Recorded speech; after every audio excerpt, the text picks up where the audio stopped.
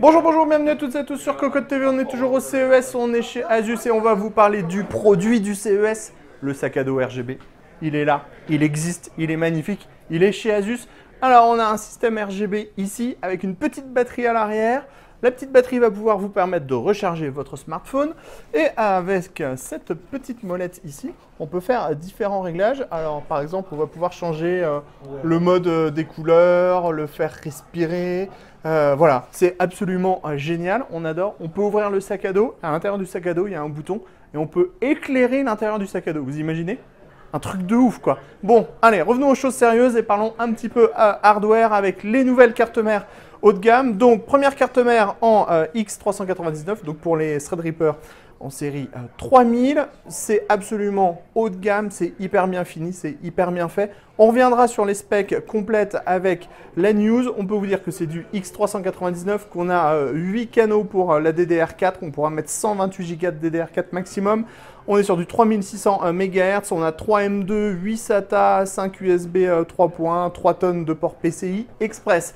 À côté, on a une carte mère haut de gamme en 2011, donc en 2011 en LGA 2066, donc pour les nouveaux processeurs Intel haut de gamme qui exploitent le X299. Donc là c'est pareil, c'est 8 canaux pour la mémoire. On a des gros systèmes de refroidissement. Vous voyez, on est très proche entre la Zenith et la Rampage 6.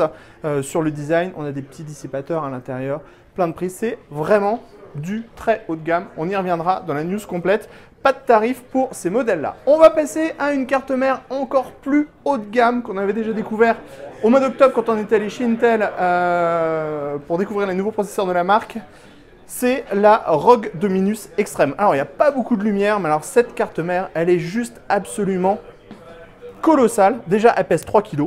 Alors, je veux dire, elle est hyper méga lourde. Là, on a le socket pour mettre le nouveau processeur Intel en 28 corps, 56 threads.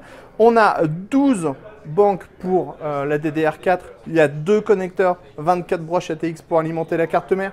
Ici, à l'arrière, on le voit, on a 2 connecteurs 8 pins, non, 4 connecteurs 8 pins CPU plus 2 connecteurs PCI Express 6 pins pour alimenter la carte mère. C'est absolument juste colossal. Au niveau du prix, il n'y a pas de prix. On nous a dit que c'était au minimum plus de 1000 €. On nous a même parlé de dizaines de milliers d'euros. On exagère un petit peu, mais voilà. Ensuite, on va vous parler de la toute nouvelle. Alors là, elle est démontée, donc c'est plutôt sympa. On va parler de la nouvelle ROG Matrix, mais on va changer d'endroit pour vous en parler. On va aller dans la petite cage à peinture. La cage à photo. Hop, sorry. Vous allez voir, c'est génial. Hop. Alors, en fait, la nouvelle Matrix, c'est simple, c'est pas un système de refroidissement classique avec des caloducs, des ailettes en aluminium et tout. Il y a carrément un système I/O en fait qui a été développé pour la carte. Vous voyez, on a tout le radiateur ici. Ici, on a la plaque froide en cuivre qui va dissiper la chaleur du GPU. Donc, c'est une RTX 2080 Ti. La plaque froide, la pompe ici, le liquide passe à l'intérieur du GPU. Et en fait, on a ici les 3 ventilateurs qui vont venir refroidir en fait les différents composants de la carte graphique, puisque toute l'air va passer à travers les ailettes en aluminium et refroidir les VRM par exemple.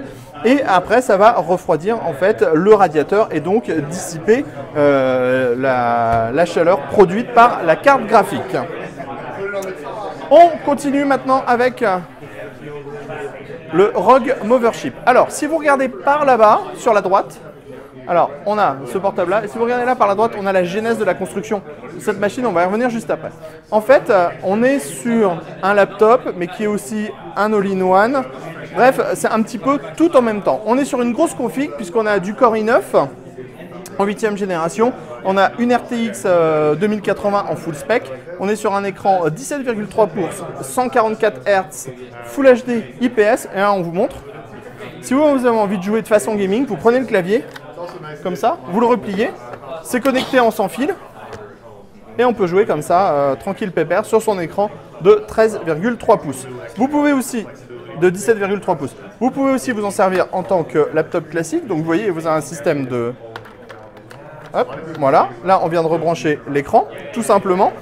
L'écran, on vient de rebrancher le clavier il est RGB, il y a une batterie à l'intérieur, il y a 8 heures d'autonomie avec le clavier. Et on pourra aussi modifier l'inclinaison en fait du portable, comme ça. Au niveau du prix, clairement, ça sera très cher puisqu'on sera à plus de probablement 5000 €. Là, on a toutes les pièces qui montrent la construction de cette machine. Donc, on le voit, on est vraiment sur beaucoup de pièces qui sont fabriquées à la CNC sur l'aluminium. Ici, on a la carte mère.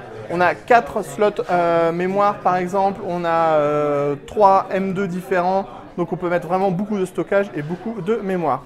Ensuite, juste ici, ça va être plus difficile de le voir.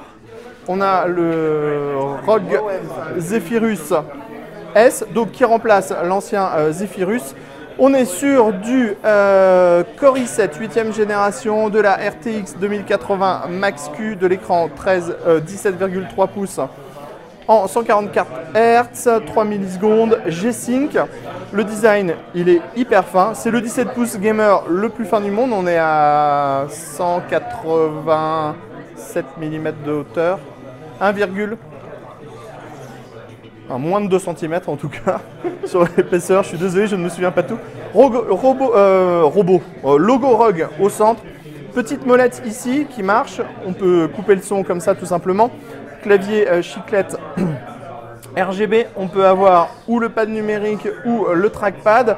C'est entièrement en aluminium et vous voyez c'est composé comme ceci à l'intérieur de la machine. Donc on a le système de refroidissement avec tous les caloducs, le processeur, la carte graphique qui est ici en RTX 2080 et au niveau du tarif ça n'a pas été précisé non plus. Sachez que ça peut se recharger avec plein de modes différents puisque ça peut se charger soit avec le gros adaptateur pour pouvoir profiter des full spec, soit vous le branchez en USB type C et ça va aussi recharger. Et ce qui est aussi sympa c'est que par exemple la webcam, il n'y a pas de webcam sur la machine, comme ça les bezels sont très très fines et en fait vous avez une webcam comme ça que vous installez comme vous voulez et que vous branchez en USB.